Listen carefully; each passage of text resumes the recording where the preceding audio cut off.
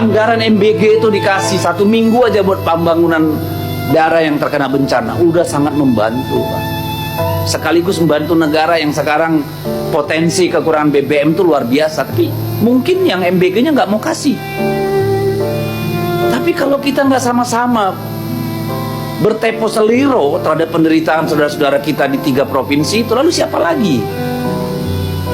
Kami, Pak, terus terang Aceh bukan daerah basis PDI Perjuangan, Pak. Bukan. Ini masalah kemanusiaan. Ini problem besar kalau menurut saya. Ladang mereka, sawah mereka, kebun mereka habis, warung mereka habis. Lalu mereka mendapat penghasilan dari mana? Sudah punyakah kita blueprint?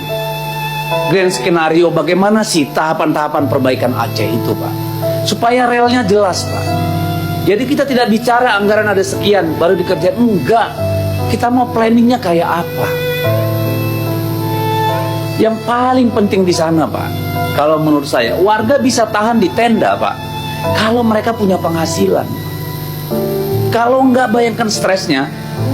Ini masalah psikologi ke depan, masalah kejiwaan tumbuh kembang anak-anak Aceh, Pak. Bagaimana grand skenario negara ini mengurus Aceh dan Sumatera Utara sama Sumatera Barat itu? Kita pengen, Pak, pertemuan berikutnya tolong di-share terkait kapasitas daerah menghadap ketidakpastian fiskal, menghadapi ketidakpastian ekonomi. Bagaimana Undang-Undang HKPD mensyaratkan 30% maksimal untuk belanja pegawai. Sekarang berapa daerah sih yang di bawah 30%? Berapa?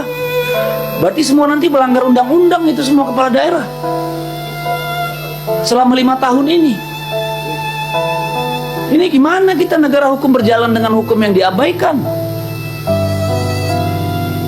Kenapa tidak kita kembali rasional? Bagaimana nasib ribuan P3K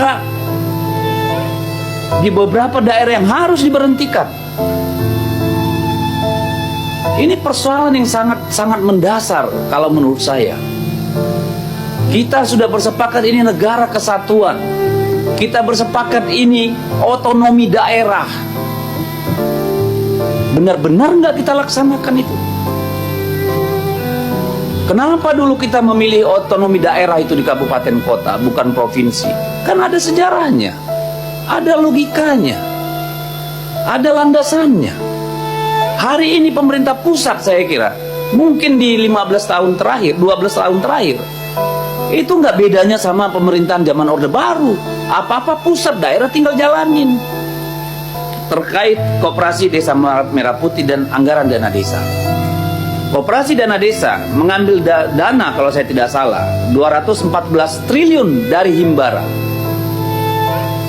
Ini uang nggak bakal dikembalikan ke Himbara. Negara yang akan bayar selama 6 tahun dengan memotong anggaran dana desa.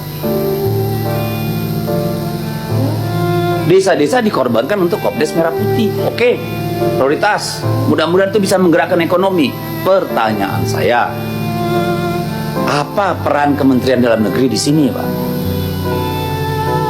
Bagaimana sinerginya dengan Kementerian Koperasi? Karena banyak keluhan dari saya, termasuk soal MBG oleh kepala-kepala daerah. Mereka nggak dilibatkan. Tiba-tiba udah ada MBG, udah ada Kopdes, begitu ribut, mereka yang kena salah. Ada keracunan di MBG, bupatinya yang kena tegur. Nggak tahu dia kapan MBG berdiri di sana, kapan Kopdes di sana. Ya, banyak sekali kepala daerah yang mengeluh soal ini. Program ini bagus belaka, Pak. Kopdes Merah Putih, MBG silakan bagus belaka, Pak. Tapi kita harus berani mengatakan perbaiki pada hal yang kurang. Nggak bisa kita diam aja. Kebayang nggak 6 tahun ke depan, desa-desa yang tadinya punya anggaran 800 juta sampai 1 miliar, hanya punya 200-300 juta, mau bangun apa di desa?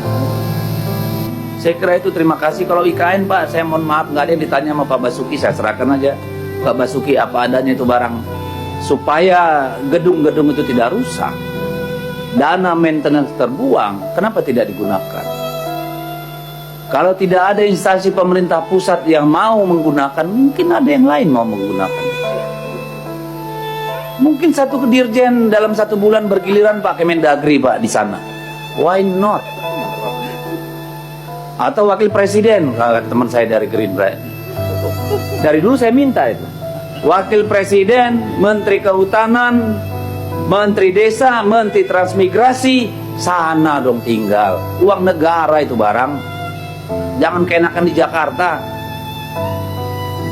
Kasihan pada stres Pak, saya mau cerita di sini Pak Basuki, tapi udahlah, Bapak udah banyak beban, nggak usah saya tambahin. Ya, bagaimana kita memanfaatkan itu Pak? Tolonglah diskusi dengan Pak Presiden, dengan menteri-menteri yang ada, supaya kita utilisasi Pak. Jahat kita sama rakyat, barang berdiri nggak digunakan, uang dibakar untuk maintenance. Bukan dosa Bapak, dosa orang lain. Tapi persoalan kita sekarang bagaimana kita memanfaatkan itu Pak. Kalau orang Jakarta ini nggak ada yang memanfaatkan Pak, Pemda Kaltim silakan. Kalau ada yang mau, gimana manfaatkan itu? Itu mungkin pertanyaan dari saya. Untuk bangun lebih jauh, saya kira kita harus realistis, ya, pada saat ini. Dari dulu juga kami berkata itu program 20-30 tahun seperti negara-negara lain, bukan program apa itu Bandung Bondowoso.